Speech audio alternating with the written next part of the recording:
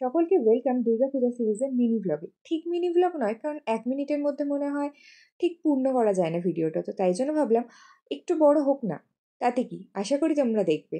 So yes, ফার্স্টেই চলে গেছিলাম প্রতিপদে ঠাকুর দেখতে। শ্রীভূমি এত ফাঁকা ছিল না, এই ফাঁকাটা মনে হয় আমি অনেক বছর পর দেখলাম, সেই মনে হয় ক্লাস 7-8-এ পড়তো তখন দেখেছিলাম। ভাবা যায় অনেক। চলো আমরা কি ঠাকুর দেখে নিয়েছি বলো। আমরা শ্রীভূমি দেখে নিয়েছি, তাও ফাঁকা। তাও ফাঁকা মানে এটা মানে যে বাচ্চা বয়সের পর বোধহয় আজকে দেখলাম, মানে 10-12 বছর পর মানে এরকম ফাঁকা দেখলাম।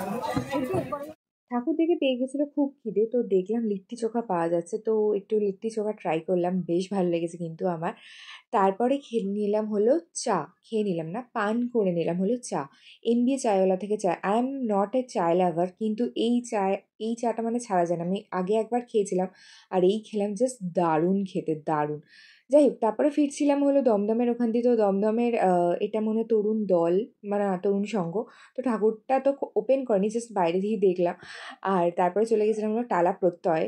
দেখতে পাচ্ছ কত লাইট, উফ, দেখে যে কি ভালো লাগছিল।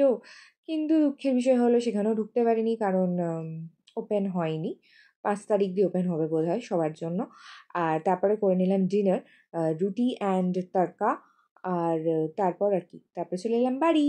সো ভিডিওটা যদি ভালো লাগে তাহলে অবশ্যই লাইক, কমেন্ট অ্যান্ড সাবস্ক্রাইব করে দিও। টাটা।